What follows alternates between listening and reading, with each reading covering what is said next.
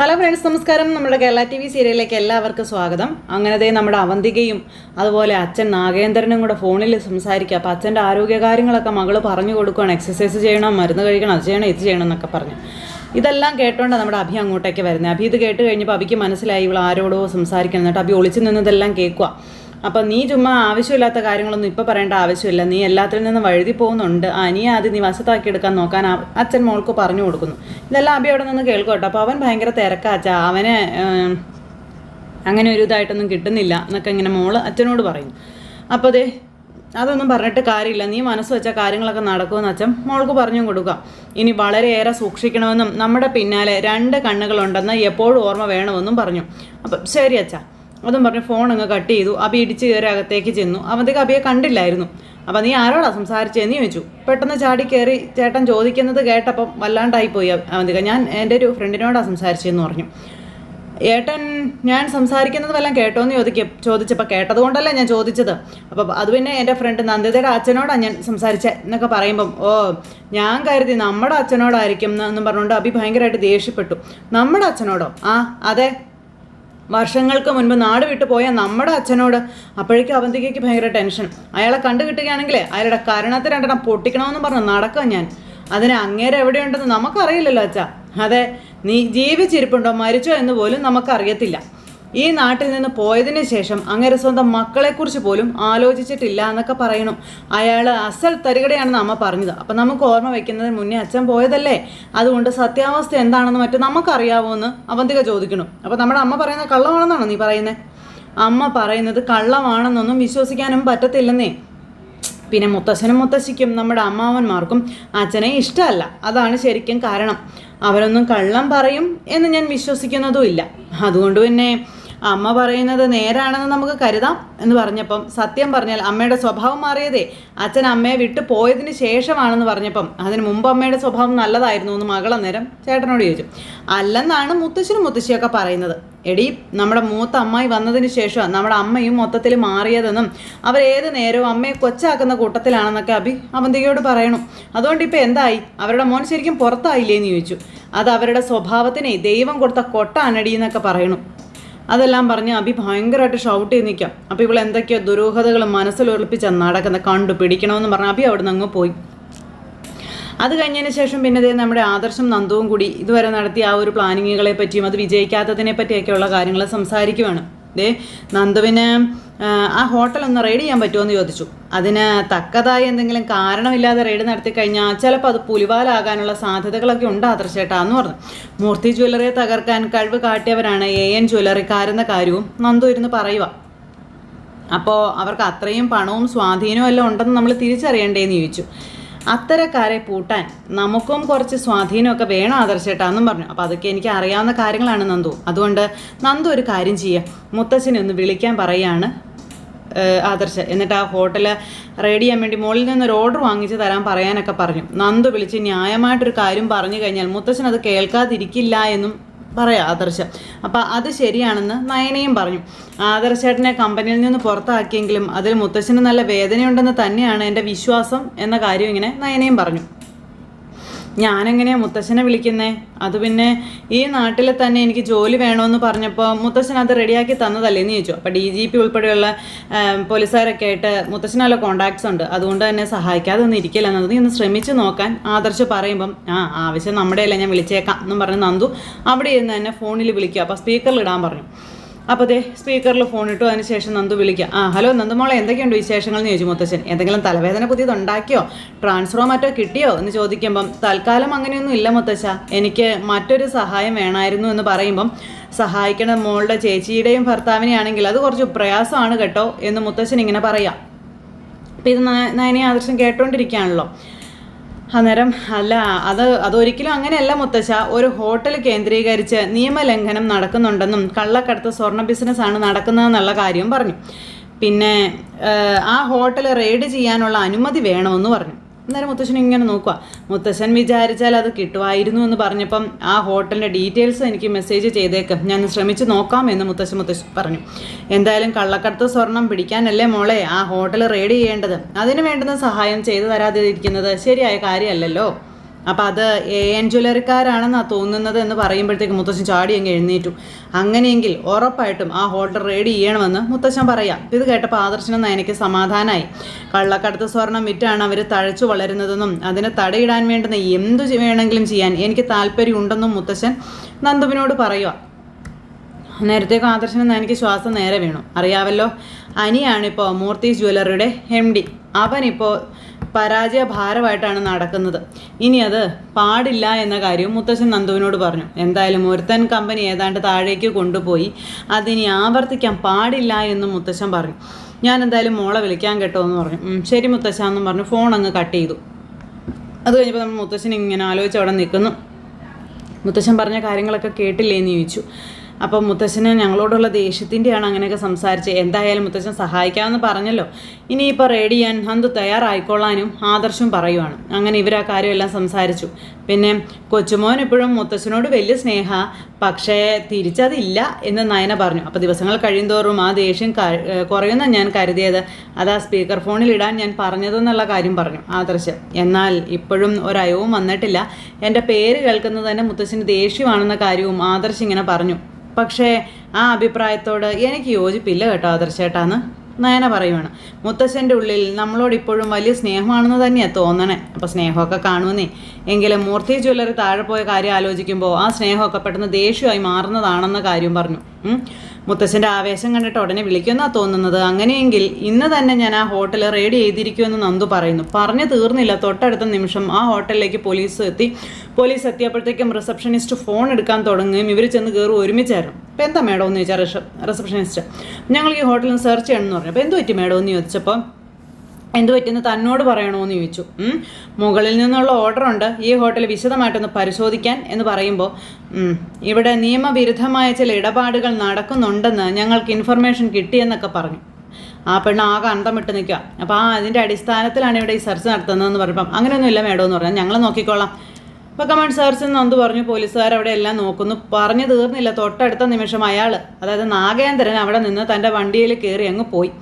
ഇയാൾ പുറത്തോടെ ചാടി പോയപ്പോഴാണ് നന്ദു അങ്ങോട്ടേക്ക് കയറി ചെല്ലുന്നത്. നന്ദു അങ്ങോട്ടേക്ക് കയറി ചെന്നു. പിന്നെ ബാക്കി പോലീസുകാർ ഓരോരോ റൂമുകൾ കയറി ഇങ്ങനെ നോക്കുന്നു. എല്ലാ റൂമുകളിലും കയറി നോക്കി. അങ്ങനെ മെയിൻ ഒരു റൂം പൂട്ടിയിരിക്കുന്നത് കണ്ടു. അത് കണ്ടു കഴിഞ്ഞപ്പോഴത്തേക്കും നന്ദു റിസപ്ഷനിലേക്ക് വന്ന് അതിൻ്റെ താക്കോല് ചോദിക്കുക.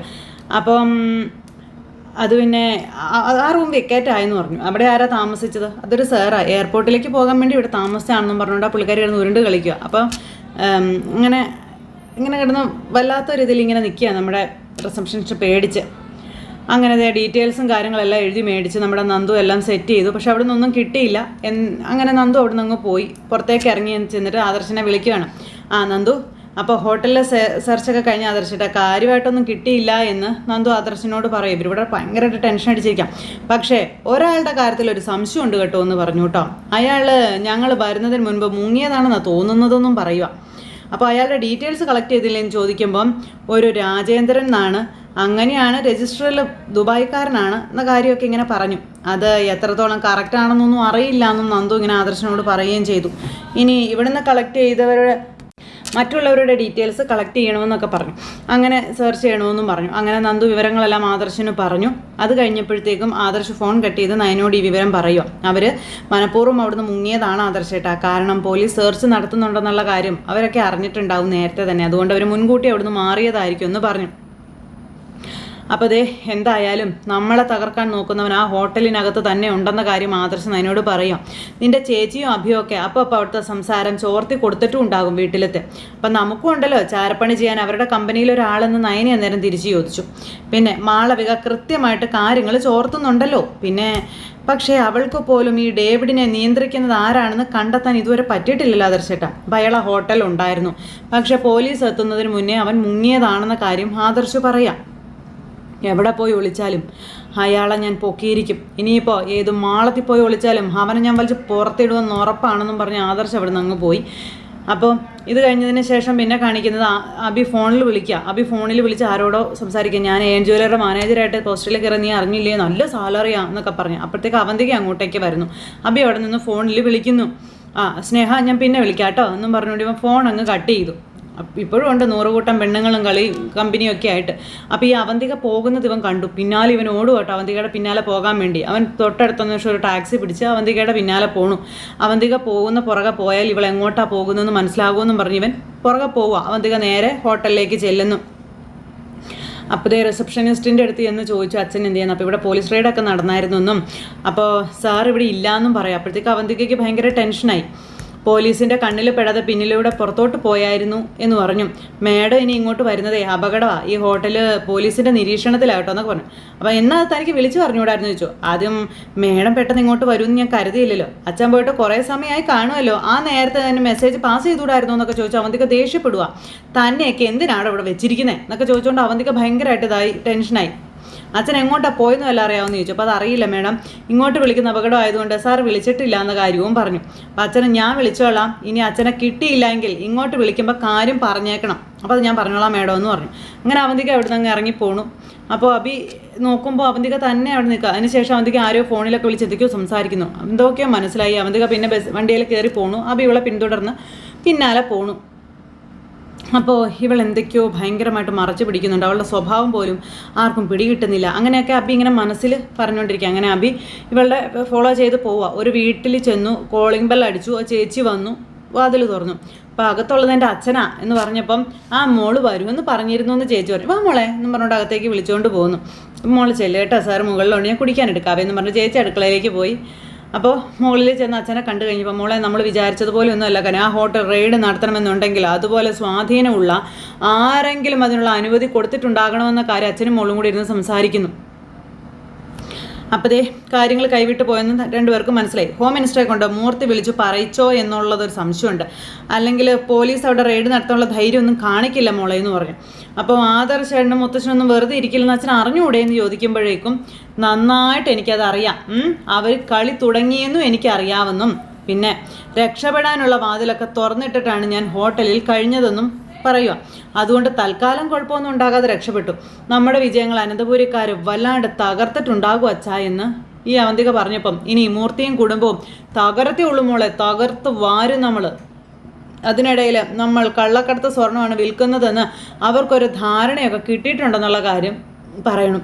അവളെ അപകടകാരി ആ നന്ദു എന്ന് പറയുന്നവളെന്ന് പറഞ്ഞപ്പോഴേക്കും അവളെ ഞാൻ നോട്ട് ചെയ്തിട്ടുണ്ട് മോളെ, അവളെപ്പോലെ ഒരു പോലീസ് ഓഫീസർ നമുക്ക് അപകടമാണെന്ന് ഇയാൾ പറയുക. അവളെ ഇവിടെ നിന്ന് ട്രാൻസ്ഫർ ചെയ്യിച്ചൂടെ അച്ഛാന്ന് ചോദിക്കുമ്പോൾ എന്ന് ചോദിച്ചാൽ മൂർത്തി നിസാരക്കാരനൊന്നും അല്ലല്ലോ, അയാളുടെ സ്വാധീനം കൊണ്ടായിരിക്കും അവൾക്ക് അവളുടെ സ്ഥലത്ത് തന്നെ നിയമനം ലഭിച്ചതെന്നും പറയുക അച്ഛനും മോളും കൂടി. അതുകൊണ്ട് ആ വഴിക്കൊന്നും ചിന്തിക്കാതിരിക്കുന്നത് നല്ലത്, അവളെ തട്ടിക്കളയുകയാണ് മാർഗമെന്ന് പറഞ്ഞു.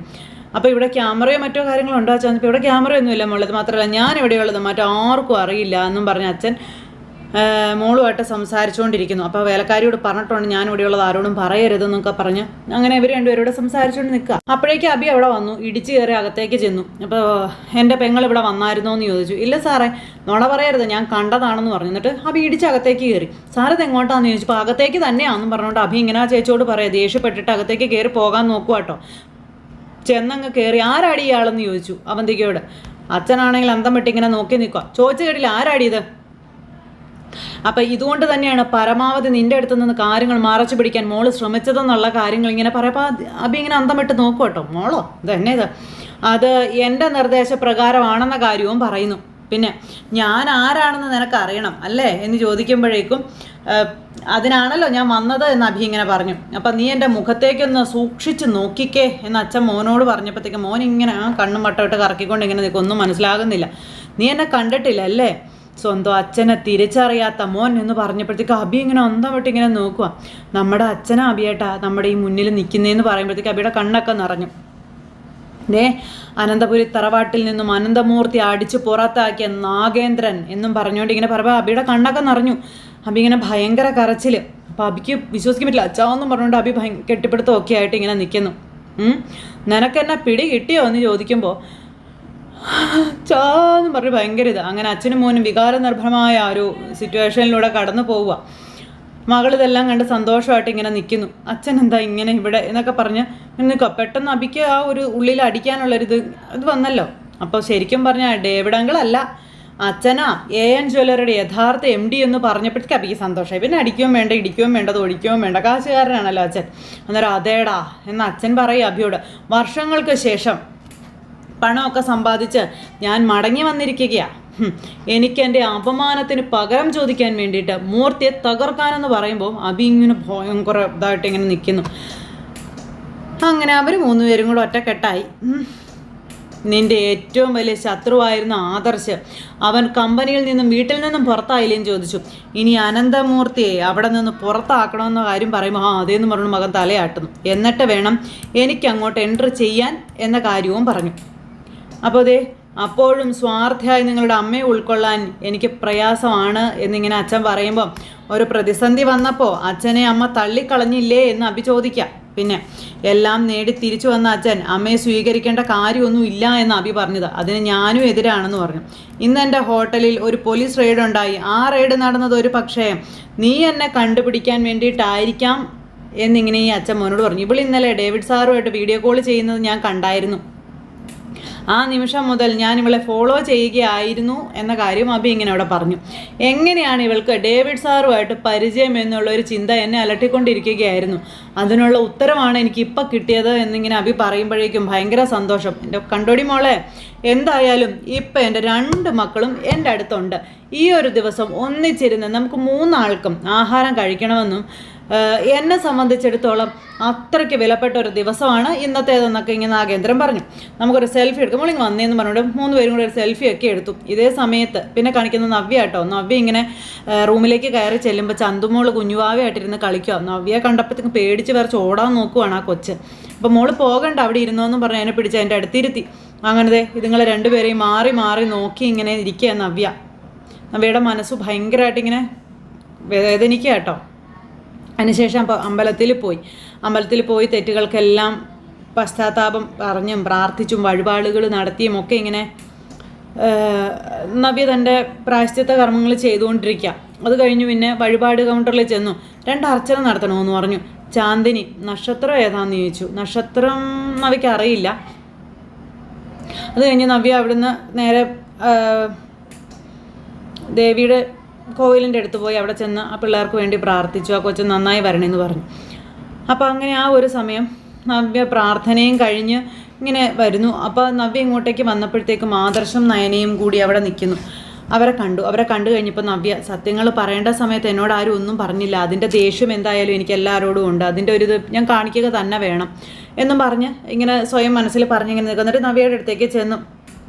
അപ്പോൾ നവ്യയെ കണ്ടു കഴിഞ്ഞപ്പോഴത്തേക്കും എനിക്ക് ഭയങ്കര ഒരു ചേച്ചിയെ കണ്ടല്ലോ. അപ്പോൾ ആദർശനോട് നവ്യ ചേച്ചി എന്ന് പറഞ്ഞപ്പോൾ ഇനി നിനക്ക് വായിരിക്കുന്നത് കേൾക്കണമെന്ന് ചോദിച്ചു ആദർശ്. അങ്ങനെ അവർ 2 പേരും കൂടെ നവ്യയുടെ അടുത്തേക്ക് ചെല്ലും. കുടുംബക്ഷേത്രത്തിൽ വന്നത് കുടുംബത്തിലൂടെ ഒരു മുടിയണമെന്ന് പ്രാർത്ഥിക്കാനായിരിക്കുമല്ലേ എന്ന് ആദർശ് ചോദിച്ചപ്പം ഞാൻ എന്താ പ്രാർത്ഥിച്ചെന്ന് ദൈവങ്ങൾക്കറിയാം, അതുകൊണ്ട് ഇനി അത് ആരെയും ബോധ്യപ്പെടുത്തേണ്ട കാര്യമൊന്നും എനിക്കില്ല എന്ന് പറഞ്ഞു നവ്യ. അതെ, ദൈവങ്ങൾക്കെല്ലാം അറിയാം, അതുകൊണ്ട് എല്ലാ കാലവും ജയിക്കാനൊന്നും പറ്റത്തില്ല എന്ന് പറഞ്ഞു. എനിക്ക് ജയിക്കണം എന്നൊന്നുമില്ല, ഞാൻ ആരുടെ മുന്നിൽ ജയിക്കാനും ശ്രമിക്കുന്നില്ല എന്നും പറഞ്ഞപ്പം സാധാരണ ക്ഷേത്രത്തിലൊന്നും കാണുന്നതല്ലല്ലോ, ഇന്ന് പിന്നെ എന്ത് പറ്റിയെന്ന് നയന ചോദിക്കുമ്പം എനിക്ക് ഭഗവാനെ കാണണമെന്ന് തോന്നി, അതുകൊണ്ട് വന്നതാണെന്ന് നവ്യ പറഞ്ഞു. അത് പറഞ്ഞ് നവ്യ ഇങ്ങോട്ട് പോരുക. പോന്ന നവ്യ എന്നിട്ട് തിരിഞ്ഞ് ഇവരെ നോക്കിയാൽ ചങ്ങ് പോയി. അപ്പം നയന പറഞ്ഞു, ചേച്ചിക്ക് എന്തോ മാറ്റം ഉണ്ടല്ലോ ആദർശേട്ടാന്ന്. എന്തു മാറ്റം? നിൻ്റെ അമ്മയും അച്ഛനെയൊക്കെ അവൾ വെറുത്തില്ലേ, പിന്നെ ഇനി എന്താ? സത്യങ്ങൾ പറഞ്ഞവർ ആരും അവളുടെ കണ്ണിൽ പിടിക്കുന്നില്ല എന്നും പറഞ്ഞു. സത്യം പറഞ്ഞ ചേച്ചിയുടെ പോക്ക് കാണുമ്പോൾ എനിക്ക് പേടി വന്നുകൊണ്ട് ആദർശേട്ടാന്ന് നയന ഇങ്ങനെ പറഞ്ഞു കേട്ടോ. അങ്ങനെ അവരവിടെ ഇതും പറഞ്ഞുകൊണ്ട് നിൽക്കുമ്പോൾ ഇവിടെ അച്ഛനും മക്കളും കൂടെ ഭക്ഷണം കഴിക്കുക. അപ്പോൾ അച്ഛനും മക്കളും ഭക്ഷണം കഴിച്ചുകൊണ്ടിരിക്കുമ്പോൾ AN ജ്വല്ലറിയുടെ പേരുണ്ടായ കഥ വരെ അച്ഛൻ മകനോട് പറഞ്ഞു കൊടുക്കുക. ഇവരുടെ 2 പേരുടെയും പേരിൻ്റെ ഇതാണ് ഇട്ടെന്നൊക്കെ പറഞ്ഞു. രഹസ്യങ്ങൾ സൂക്ഷിക്കാനുള്ള മോളുടെ കഴിവ് ഞാൻ ടെസ്റ്റ് ചെയ്തുകൊണ്ടിരിക്കുകയായിരുന്നു എന്ന് മകനോട് അച്ഛൻ പറയുന്നു.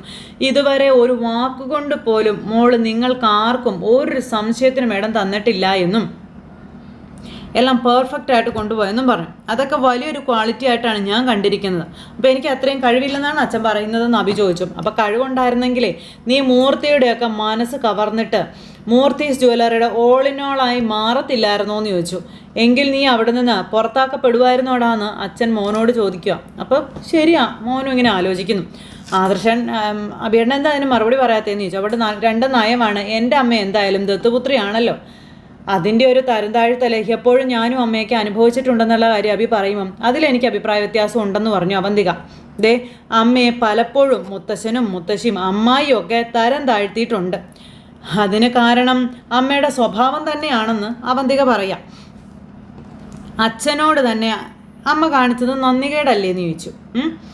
പിന്നെ ഇപ്പം ഞാൻ തന്ത്രപരമായിട്ട് അവർക്കൊപ്പമാണ് നിൽക്കുന്നതെന്നും അമ്മയ്ക്കും അഭിയേട്ടനും ഒപ്പം അല്ല, അങ്ങനെ അഭിനയിക്കുകയാണ് ഞാനെന്നും അവന്തിക എവിടെ ഇരുന്ന് പറഞ്ഞു. അഭി ഇതൊക്കെ കേട്ട് ഇങ്ങനെ കിളി പോയിരിക്കാം. അഭിനയം ശരിക്കും പറഞ്ഞാൽ എല്ലാ അർത്ഥത്തിലും വർക്കൗട്ട് ആകുന്നുണ്ടെന്നും അവന്തിക പറയുന്നു.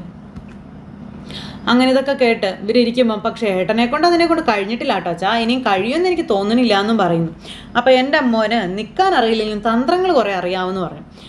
എൻ്റെ കാലശേഷം ഫസ്റ്റ് പരിഗണന മോൾക്കാണെന്നാണ് ഞാൻ പറഞ്ഞു വെച്ചിരിക്കുന്നത്. അതങ്ങനെയാണ്, അത് മോളുടെ ക്യാരക്ടറിൻ്റെയാണ്.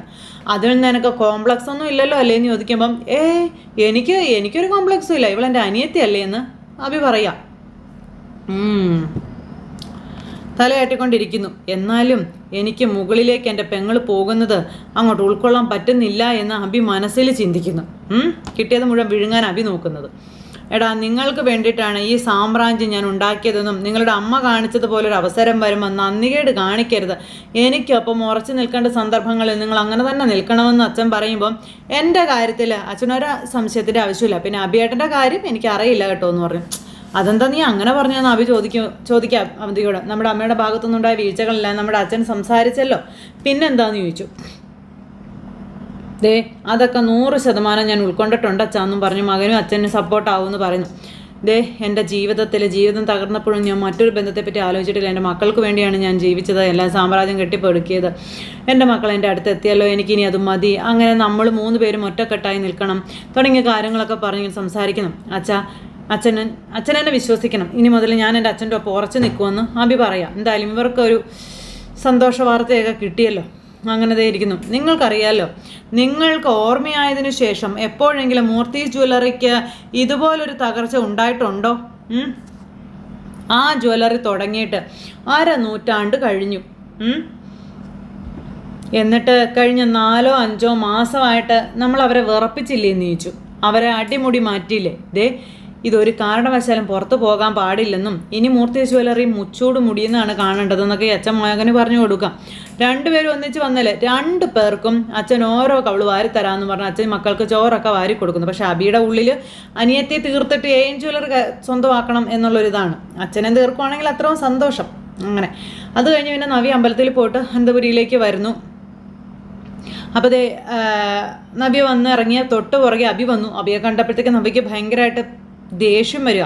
അബിയെ ഇങ്ങനെ നോക്കി നിൽക്കുക. അബി ഒരു വല്ലാത്ത ചിരിയൊക്കെ ചിരിച്ച് ഇങ്ങനെ കയറി വരുവാട്ടെ. അയ്യോ, എന്തോ ഒരു വിനയം. അപ്പോൾ അങ്ങനെ വന്ന് നിൽക്കുന്നു. ആ സമയത്ത് നീ എന്താ കൈ വയ്യാത്തോണ്ട് ഡ്രൈവറെ വെച്ചൊക്കെ വണ്ടി ഓടിക്കുന്നതെന്ന് ചോദിച്ചു. അപ്പോൾ അതേന്ന് പറഞ്ഞു. അപ്പോഴത്തേക്ക് നവ്യ അവിടുന്ന് ഒരു ചന്ദനക്കുറി എടുത്ത് അവൻ്റെ നെറ്റിയിൽ തൊട്ട് കൊടുത്തു. നീ അമ്പലത്തിൽ പോയതാണോ എന്ന് ചോദിച്ചു. അതെ, നിനക്ക് നമ്മുടെ കുഞ്ഞിന് വേണ്ടി നന്നായി പ്രാർത്ഥിച്ചെന്ന് പറഞ്ഞപ്പം അല്ല, നിൻ്റെ പ്രാർത്ഥനയാണ് നവ്യ എൻ്റെ ഉയർച്ചയ്ക്ക് കാരണമെന്ന് അബി പറയുക. ഞാൻ എന്തെങ്കിലുമൊക്കെ ആയിട്ടുണ്ടെങ്കിൽ അത് നിൻ്റെ ഭാഗ്യവും പ്രാർത്ഥന കൊണ്ട് മാത്രമാണെന്ന് പറഞ്ഞു. എന്നാലും എൻ്റെ റെക്കമെൻഡേഷനാണെന്ന് നീ പറയില്ലല്ലേ എന്ന് ചോദിച്ചപ്പം നവ്യ അതൊക്കെ ഞാൻ നേരത്തെ പറഞ്ഞു കഴിഞ്ഞതാണല്ലോ, നീ ഇല്ലായിരുന്നെങ്കിലേ എനിക്ക് ജ്വല്ലറിൽ കയറാൻ പറ്റില്ലെന്ന് എനിക്കറിയില്ലേന്ന് ചോദിച്ചു. എന്ന് പറഞ്ഞിരിക്കുക. അതെൻ്റെ അച്ഛൻ്റെ കമ്പനി ആടി, അതുകൊണ്ടാടി നീയും അവിടെ കടന്നു കൂടിയതെന്ന് മനസ്സിൽ പറയാം അബി. ഈ വീട്ടിലുള്ള എല്ലാവർക്കും നമ്മളോടിപ്പോൾ അസൂയാണെന്നും എന്ന് വെച്ചാൽ ഒരിക്കലും പ്രതീക്ഷിക്കാത്ത ഉയരങ്ങളിലേക്കാണല്ലോ ജ്വല്ലറി ഇപ്പോൾ പോയിക്കൊണ്ടിരിക്കുന്നത്. ഞാനവിടെ കാല് കുത്തിയതോടെ കമ്പനിക്ക് ഉയർച്ച ഉണ്ടായെന്നും അത് ഈ വീട്ടിലുള്ളവർക്ക് സമ്മതിക്കാൻ മടിയാണെന്നും അബി നവ്യയോട് പറയുന്നു. പിന്നെ ആദർശും അനിയും ഇതുപോലുള്ള നേട്ടങ്ങളൊക്കെ ഉണ്ടാക്കിയിട്ടുണ്ടെങ്കിൽ അതിനെ പ്രോത്സാഹിപ്പിക്കാനും പുകഴ്ത്തി പറയാനും ഒക്കെ 1000 നാവുണ്ടാകും ഇവിടെയുള്ളവർക്ക്. അതുകൊണ്ടിപ്പോൾ എന്തായി, മൂർത്തി ജ്വല്ലറി ഇപ്പം 4ാം സ്ഥാനത്തായില്ലേന്ന് ചോദിച്ചു. അനിയെ MD ആക്കിയതിന് അവൻ കമ്പനിക്ക് കൊടുത്ത നേട്ടം അതാണെന്നൊക്കെ പറയുന്നു. നമ്മൾ നമ്മുടെ നേട്ടങ്ങളിൽ കൂടുതൽ അഹങ്കരിക്കരുത് അബി എന്ന് നവ്യ പറയുമ്പം അഹങ്കാരമൊന്നും എനിക്കില്ല നവ്യെ, പിന്നെ എൻ്റെ ഉള്ളിലുള്ള സങ്കടമാണ് പല രീതിയിലും പുറത്തു വരുന്നത്, ഞാൻ അറിയാതെ പറഞ്ഞു പോകുന്നതെന്ന് പറഞ്ഞു. ഈ കുടുംബം നശിച്ചാലും ജ്വല്ലറിയിൽ ജോലി ചെയ്യുന്ന നമ്മൾ നല്ല രാജകീയമായിട്ട് ജീവിക്കുമെന്ന് പറയും. നമുക്കിപ്പോൾ കിട്ടിയ ജോലി നഷ്ടപ്പെടാൻ അധികം നേരമൊന്നും വേണ്ടെന്ന് നവ്യ പറഞ്ഞപ്പം ഇനി ആ ജോലി നമുക്ക് നഷ്ടപ്പെടാനൊന്നും പോകുന്നില്ല. ആര് വിചാരിച്ചാലും നമ്മളെ ഇനി ജ്വല്ലറിയിൽ നിന്ന് പുറത്താക്കാൻ പറ്റത്തില്ല നവ്യ എന്ന് പറയുമ്പം എന്താ നിനക്ക് ഇത്ര ഉറപ്പ്? അന്നേരം അത് എനിക്ക് ഉറപ്പാണെന്ന് അഭി. അത് എന്തുകൊണ്ടാണെന്ന് നീ എന്നോട് ചോദിക്കരുതെന്ന് നവ്യയോട് അഭി പറഞ്ഞിട്ട് അവിടെ നിന്ന് പോയി. അപ്പം തന്നെ നവ്യയ്ക്ക് മനസ്സിലായി ഇവൻ എന്തോ മനസ്സിൽ വെച്ചാണ് സംസാരിക്കുന്നതെന്ന്. ഇത് കഴിഞ്ഞ് പിന്നെ കാണിക്കുന്നതെന്ന് പറഞ്ഞിട്ടുണ്ടെങ്കിൽ ഇത് ജലജയുടെ അടുത്തേക്കാണ് ചെല്ലുന്ന അഭി. ജലജ അന്നേരം നോക്കാം, നീ അമ്പലത്തിൽ പോയടാന്ന് ചോദിച്ചു. ഞാനെല്ലാം അമ്പലത്തിൽ പോയി, നവ്യാണെന്ന് പറഞ്ഞു. പിന്നെ അവൾ എൻ്റെ നെറ്റിയിൽ ചന്ദനം തൊട്ട് തന്നതാ. നിനക്ക് എന്താടാ ഇത്ര ജോലി തിരക്കാണോടാ? അതുകൊണ്ടാണോ നിന്നെ എവിടെയെങ്കിലും കാണാത്തത് എന്ന് ജലജ ചോദിക്കുവാണ് മകനോട്. എനിക്ക് കുറച്ച് പർച്ചേസും ഉണ്ട്, നീയും കൂടെ വരണമെന്ന് പറഞ്ഞു. അപ്പോൾ ഞാനിപ്പോൾ ഒരു മാറ്റത്തിൻ്റെ പാതയിലാണമ്മേ, അതുകൊണ്ട് ഇനി അമ്മയ്ക്ക് വേണ്ടി സമയം മാറ്റി വയ്ക്കാൻ പറ്റുമോ ഇല്ലയോ എന്നൊന്നും എനിക്ക് തോന്നണില്ല എന്നവൻ ഈ അഭി പറയുന്നു. അമ്മയ്ക്ക് എന്തെങ്കിലും ആവശ്യമുള്ള ഒരു ഡ്രൈവർ ഉണ്ടല്ലോ, പൈസ എത്രയാണെന്ന് വെച്ചാൽ അതും തരാം, അമ്മയ്ക്ക് ആവശ്യമുള്ളത് പോയി വാങ്ങിക്കാൻ പറഞ്ഞു. എടി ഇന്ന് സൺഡേ അല്ലേടാ, ഇന്ന് നിനക്ക് ജോലിക്ക് പോകണമെന്ന് ചോദിച്ചു. അങ്ങനെ അച്ഛൻ്റെ കൂടെ കൂടി ജലജയെ ചവിട്ടി പുറത്താക്കാനാണ് അഭി തീരുമാനിച്ചിരിക്കുന്നത്. മൂർത്തി ജ്വല്ലറി കൂപ്പുകുത്തി കഴിഞ്ഞെന്നും അടുത്ത ഓണത്തിന് ഇതിലും ദയനീയമായിരിക്കും മൂർത്തി ജ്വല്ലറിയുടെ അവസ്ഥ അമ്മ നോക്കിക്കോളാനൊക്കെ പറയുക. അതായത് നര കയറിയ മൂർത്തി എന്ന കാരണവരെ മൂർത്തി ജ്വല്ലറിയുടെ പതനം കണ്ടിട്ടായിരിക്കും മനം തൊന്ന് അയാൾ മരണത്തിലേക്ക് പോകാൻ പോകുന്നതെന്നൊക്കെ പറഞ്ഞു ഇങ്ങനെ പ്രതീക്ഷകൾ ഇങ്ങനെ കൊടുക്കുന്നു. അതുപോലെ തന്നെ നവ്യയെ തള്ളിക്കളയാൻ ജലജ പറഞ്ഞു കൊടുക്കുക. അതൊക്കെ വേണ്ട സമയത്ത് ഞാൻ വേണ്ടുന്ന രീതിയിൽ ചെയ്തോളാം അമ്മയെന്ന് അഭി ജലജയോട് പറഞ്ഞു. ഈയടാ ജലജയ്ക്ക് ഭയങ്കര സന്തോഷം. എന്നാൽ അഭിക്ക് എന്താ മാറ്റം വന്നതെന്ന് പറഞ്ഞുകൊണ്ട് ജലജ ഇങ്ങനെ അവിടെ ആലോചിച്ച് നിൽക്കുന്നിടത്ത് ഇന്നത്തെ കഥ അവസാനിച്ചു. അപ്പോൾ എല്ലാവർക്കും നല്ലൊരു ദിവസം ആശംസിക്കാട്ടോ. ടാറ്റാ.